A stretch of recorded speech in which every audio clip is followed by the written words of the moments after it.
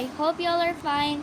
So, guys, today we have started learning the new Oxford Modern English, and the authors of this book are Nicholas Horsburgh and Claire Horsburgh. This is the book for grade 7, and it is the third edition book.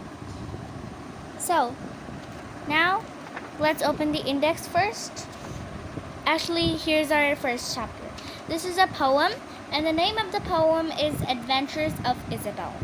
Okay, so here are all the words that you should know, and I'll be telling you all these words as we progress through the poem.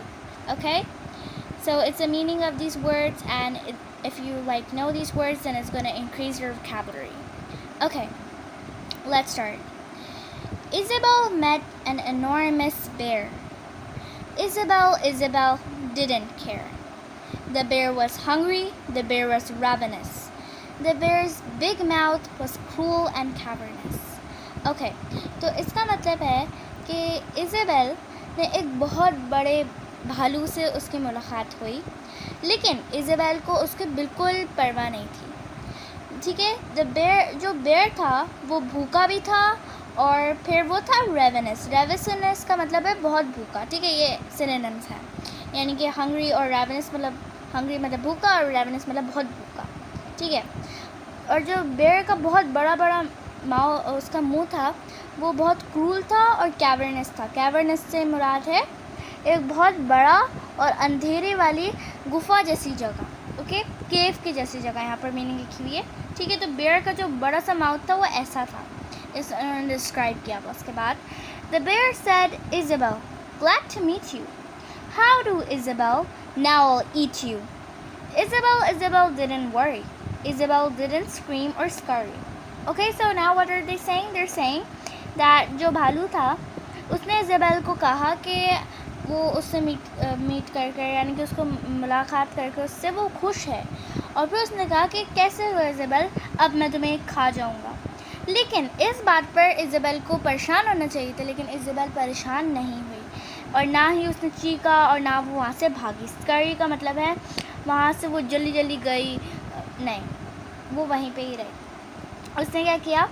She washed her hands and she straightened her hair up. Then Isabel quietly ate the bear up. Means कि Isabel ने क्या किया? उसने अपने हाथ धोए और उसने अपने बालों को स्ट्रेट किया. ठीक है, उसने अपने बालों को स्ट्रेट किया और उसने बांधा सही किया, और उसके बाद इज़ाबेल ने क्या किया? उसने बेयर को खुद खा लिया. उसने खुद अपने आप को बिल्कुल भी उसने परेशान नहीं हुई, या उसके भागी, ना उसने कुछ चिल्लाया. बस उसने क्या किया? वो कॉम रही. उसने अपने हैंड्स को वॉश किया, और इसके बाद उसने क्या किया? उसने भालू को खुद खा लिया. ओके, ये हुआ. फिर और इसके बाद इसका दूसरा पार्ट है. Once in a night as black as pitch, Isabel met a wicked old witch. The witch's face was crossed and wrinkled. The witch's gums with teeth were sprinkled.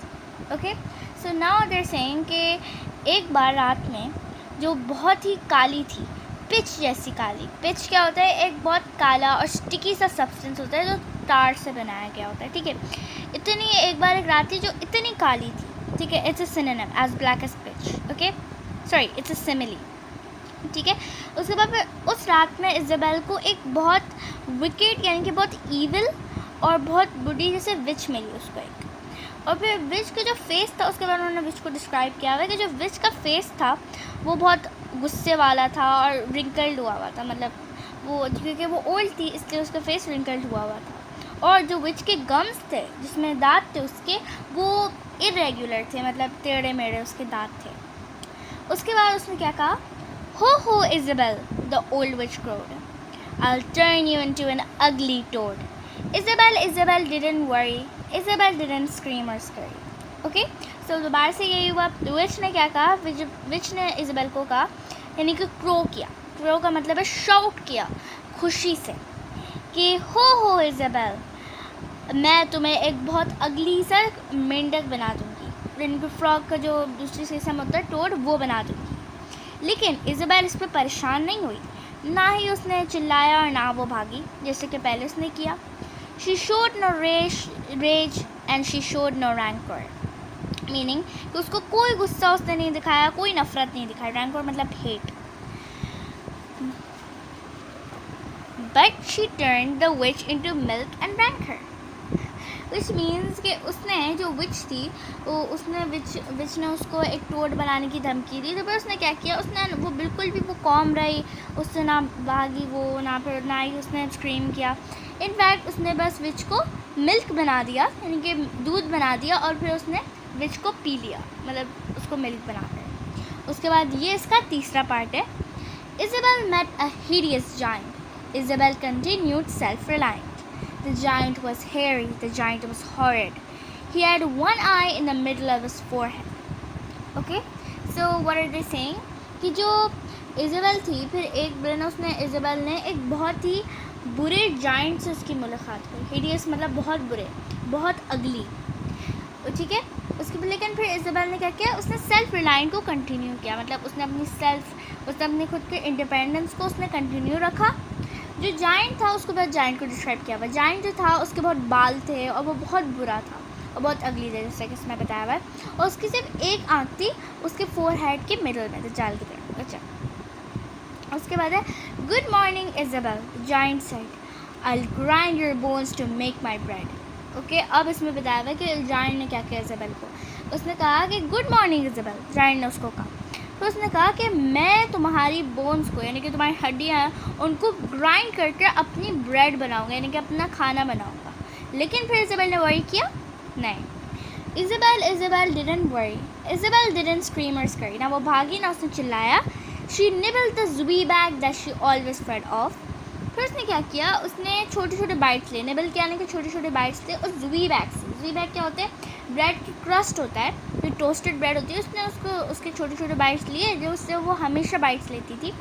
और फिर जब वो ख़त्म हो गई तो फिर उसने जाइंट का सर काट दिया। And when it was gone she cut the giant's head off. उसके बाद ये चौथा पार्ट है, लास्ट वाला। Isabel met a troublesome doctor, he punched and he poked till he really shocked her. Okay, so what happened कि इज़ाबेल जो थी उसने एक बहुत ही तंग करने वाले डॉक्टर से उसकी मुलाकात हुई, ठीक है।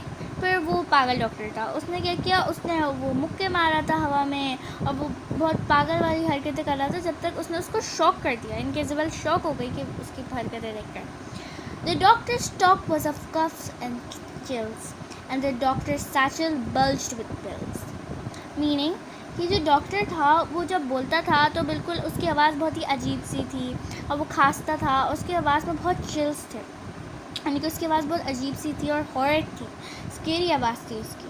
और जो डॉक्टर की सैचल था, सैचल होता है एक पर्स टाइप का होता है जो मैन भी यूज़ करते हैं, उसके लिए ना वो था, और उसमें था वो पिल्स इतनी सारी थी कि मतलब वो पिल्स बाहर आ रही थी, वो बल्ज हो रही थी, वो बाहर आ रही थी सैचल से डॉक्टर की।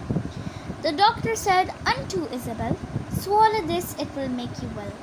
फिर डॉक्टर ने क्या कहा, डॉक्टर ने इज़ाबेल को कुछ पिल्स दिए, अपने इतने सारे जो उसके पिल्स उसमें से उसने कुछ पिल्स दिए इज़ाबेल को, और फिर इज़ाबेल को कहा इज़ाबेल इसे निगल लो, स्वॉलो कर लो, इससे तुम्हारी तबीयत ठीक हो जाएगी और ज़्यादा। Isabel didn't worry, Isabel didn't scream और स्करी। अब वापस से इज़ाबेल ने ना डरी, ना वो चीखी, ना वो भागी, बस उसने क्या किया, she took those pills from the pill concoctor and Isabel calmly cured the doctor. Okay, उसके बाद क्या हुआ कि उसने बस वो पिल्स लिए डॉक्टर से, यानी कि डॉक्टर मतलब पिल कॉन्कॉक्टर मतलब जिसने पिल्स बनाए हैं, पिल देने वाला जिसने ये पिल बनाए हैं, उसने उससे पिल्स लिए, यानी कि दवाइयाँ ली। और फिर इज़ाबेल ने क्या किया, उसने कॉमली डॉक्टर को ही क्यूर कर दिया, यानी कि डॉक्टर को ही उसकी दवाइयाँ खिला दी जो डॉक्टर ने उसको दी थी। Okay, and this was written by Ogden Nash. इसकी जो पोइट हैं वो ऑगडेन नैश है, ठीक है। अब इसमें पोइट के बारे में बताया हुआ है। Ogden Nash, 1902 till 1971, was an American poet known for writing light comic verse. He wrote over 500 comic poems. From a young age, he loved to rhyme and would often make up or adapt words if he could not find one that rhymed. Okay, so they're telling you about Ogden Nash. He was the poet of this poem, and they're saying that वो एक American poet थे और उनको writing बहुत पसंद थी, specially जो comedy writing थी उनको बहुत पसंद थी, और ना 500 से ज़ायद कॉमेडी पोएम्स लिखी हैं। और एक छोटी एज से ही उनको राइम करना बहुत पसंद था, और वो ऑफन क्या करते थे, ज़्यादातर अगर उनको कोई वर्ड्स नहीं मिलते थे जो राइम करते थे, वो अपने खुद के वर्ड्स भी बना लेते थे, ठीक है, इसमें बताया हुआ है। अच्छा, So when you read this poem, what did you understand from it? You understood a girl. It was a fantasy poem, right? ऐसा जो है सब जो poem में हुआ ये सब असली में नहीं होता. It was a fantasy poem, but इस poem से ये हमें मिला है, पता चला है कि एक बच्ची थी इस poem में जो बहुत ज़्यादा इंडिपेंडेंट थी और उसके जो रास्ते में कोई भी जैसे कोई भी हर्डल आता था तो वो कभी भी घबराती नहीं थी. इनफैक्ट वो अपने मसले हमेशा खुद से सॉल्व कर लेती थी. ठीक है, ये पोएट ने बताया इस पोएम में, जबकि एक फैंटेसी पोएम है, लेकिन इससे हमें ये भी मोरल मिलता है कि हमें हमेशा अपने मसलों को खुद से सॉल्व करना आना चाहिए. ठीक है, उसके बाद इसमें कुछ क्वेश्चन आंसर्स हैं जिसे हम देख सकते हैं. What did Isabel do before she eat the bear. And हम लोग ये सब जो क्वेश्चन आंसर्स हैं और इसकी सारी एक्सरसाइजेस हैं हम ये सब करेंगे नेक्स्ट वीडियो में. Okay guys, I hope that you enjoyed my video. Till then, take care and Allah Hafiz.